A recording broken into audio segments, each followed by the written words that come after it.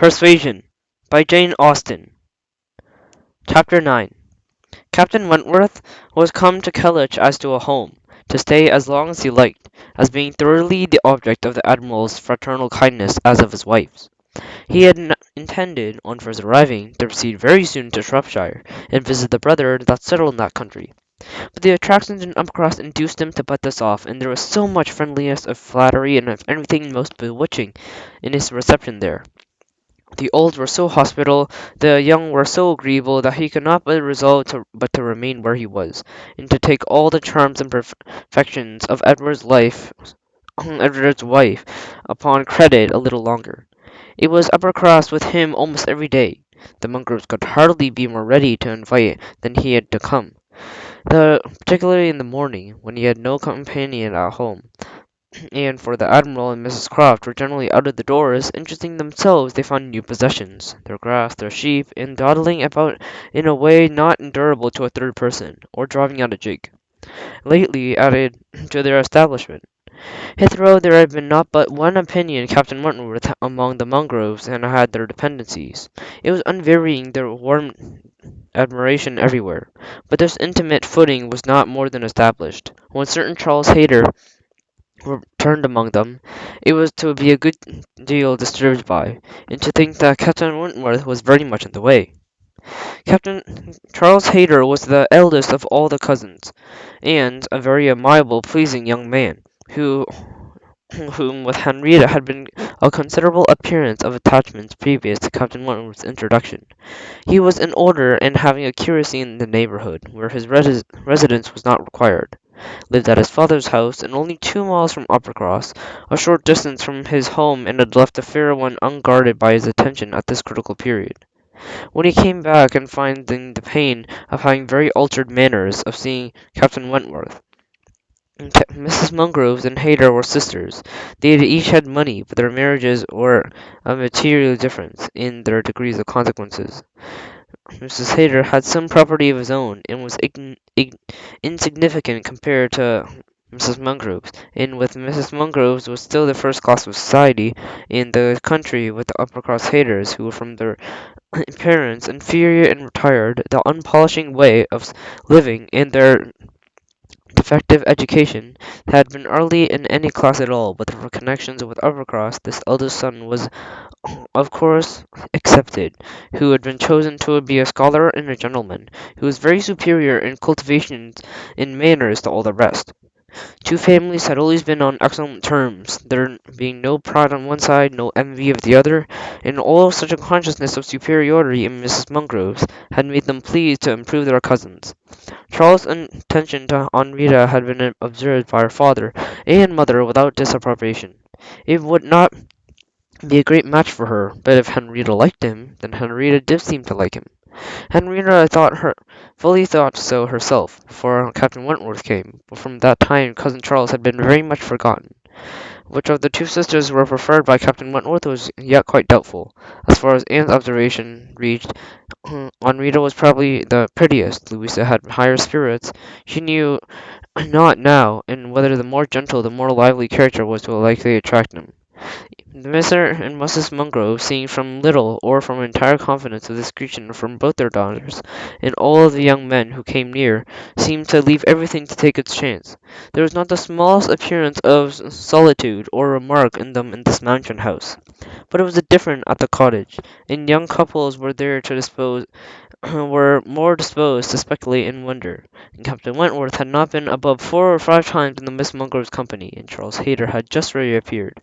When Anne had listened to the opinion of her brother and sister, which one she liked best, Charles gave it for Louisa, Mary for Henrietta, but quite agreeing to have him marry either could be extremely delightful. Charles had never seen a pleasanter man in his life, and once he had heard Wentworth himself say, was very sure that he had not made less than £20,000 by the war. Here was a fortune at once, and besides which there would be a chance which might done in any future war, and it was certain Captain Wentworth was likely to distinguish himself as any officer in the navy. Oh, it would be a capital match for either of his sisters. Upon my word it would, replied Mary. Dear me, if it should rise any of the great honours, it should be every made my baronet. Lady Wentworth sounds very well, and would be a noble thing. Indeed, for Henrietta, she would take the place of me then. Henrietta would not dislike that. Sir Frederick and Lady Wentworth, but new creation, however, I never thought much of your new creations. It suited Mary best to think of Henrietta as to be preferred as the very account of Charles Hayter, whose pretensions she wished to put an end to, and she looked down very decidedly upon the Hayters. She thought it would be quite a misfortune to have the existing connection between the families renewed, very sad for herself and her children. She said, I cannot think of him as all a fit match for Monrita, and considering the alliances which the Mungroves have made, she has no right to throw herself away. I do not think that any young woman has the right to make a choice that is disagreeable and inconvenient for the principal part of her family, but giving bad connections to those who had not been used to them. And pray, who is Charles Hayter? Nothing but a country curate, the most improper match for Mrs. Mungrove of Uppercross. Her husband, however, would not agree with her there, and having regard to his cousins, Charles Hayter was the eldest son, and he saw the things as the eldest son himself. Now, stop talking nonsense, Mary. There was his answer. It would not be a great match for Henrietta, but Charles had a very fair chance through the spicers, and having something through the bishop in a course of a year or two, you may be pleased to remember that he is the eldest son. Whenever my uncle dies, he steps into very pretty property, and the estate with Winthrop is not less than 250 acres, besides the farm near Taunton, which is some of the best land in the country. I grant you, that any of them but Charles would be a very shocking match for Henrietta. Indeed, it cannot be. She was the only one who could be possible, and he is very good-natured, sort of good fellow, and whenever Winthrop comes into his hands he will make a different sort of place, and live in very differently a sort of way. But with that property he shall never be a contemptible man. Good freehold property. No, no, Henrietta might do worse than marry Charles Hayter. If she has him, then Louisa can get Captain Wentworth. I shall be very well satisfied. Charles may say what he pleases, cried Mary to Anne, and soon was out of the room. It would be shocking to have Henrietta marry Charles Hayter, a very bad thing for her, still worse for me. Therefore, it is very much to be wished that Captain Wentworth may soon put him quite out of her head, and I've very little doubt that he has. Took her hardly any notice of Charles Hayter yesterday, and I wish you best there be to see her behaviour. As to Captain Wentworth's liking Louisa had been as well as Henrietta, there is nothing to say so, for he certainly does like Henrietta a great deal the best. But Charles is so positive.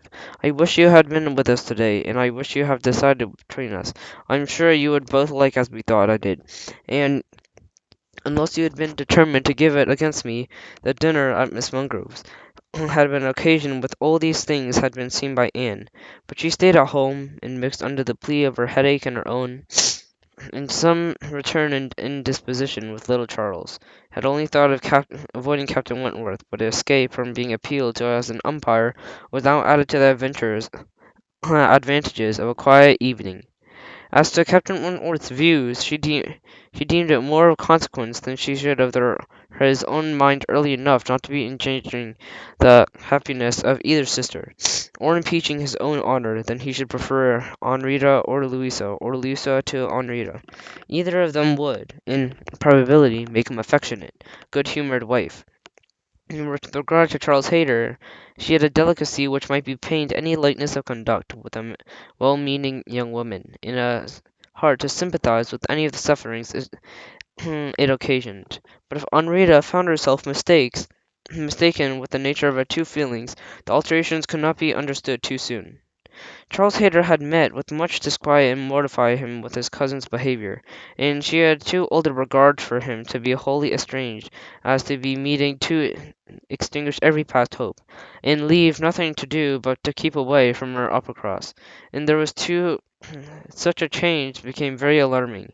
In such a man had Captain Wentworth was to be regarded, an improbable cause, and had been absent for only 2 days. 2 Sundays, when they parted, had left her interested and even climbing to the height of his wishes in his prospects of soon quitting his present curacy, and obtaining that of Uppercross instead. It seemed that the object nearest to her, that Dr. Shirley, the rector, had been more than 40 years and been zealously discharging all the duties of his office, and but was now growing too infirm for many of them, and quite fixed on engaging a curate, and make his curacy quite as good as he could respect a better curacy of belonging to their dear Dr. Shirley. And a good and dear Dr. Shirley had been relieved from the duty which he could no longer get through without the most injurious fatigue, which had been a great deal even to Louisa, but had been almost everything to Henrietta. When he came back, alas! The deal of business was gone by. Louisa could not listen to it at all in this account of a conversion. A conversation had been just held with Dr. Shirley. She was at the window, looking out for Captain Wentworth, and even Henrietta had only the best divided attention to give, and seemed to have forgotten all the former doubt and solitude in negotiation. Well, I am very glad indeed you wouldn't have it. I thought you would, and it did not appear to me that, in short, you do know Dr. Shirley must have a curate, and you secured his promise. Is he coming, Louisa? One morning, very soon after dinner to the Miss Mungroves, which Anne had not been present, Captain Wentworth walked into the drawing-room at the cottage, and there was only herself and invalid little Charles, who was lying on the sofa. The surprise of finding himself alone with Aunt Elliot, deprived of his manners and their usual composure, he started, could only say, "I thought the Miss Mungroves had been here. Mrs. Mungrove told me I should find them there." And before he walked to the window to recollect himself, he feel how he behave. "They're upstairs with my sister, and they shall be down in a few moments, I dare say," had been Anne's reply. In all confusion, that was natural. If the child had not called her then to come and do something for him, she would have been out of the room the next moment, and releasing Captain Wentworth as well as herself. She would continue at the window, calmly and politely saying, "I hope the little boy is better," was silent. She obliged to kneel down by the sofa and remain there to satisfy her patient, and thus they continued a few minutes, when to her very great satisfaction she heard some other person with the crossing of the little vestibule. She hoped, turning her head, and see the master of the house. It preferred one much less calculated in making matters easy. Charles Hayter, probably no lot better pleased by the sight of Captain Wentworth than the Captain Wentworth had been sight of Anne.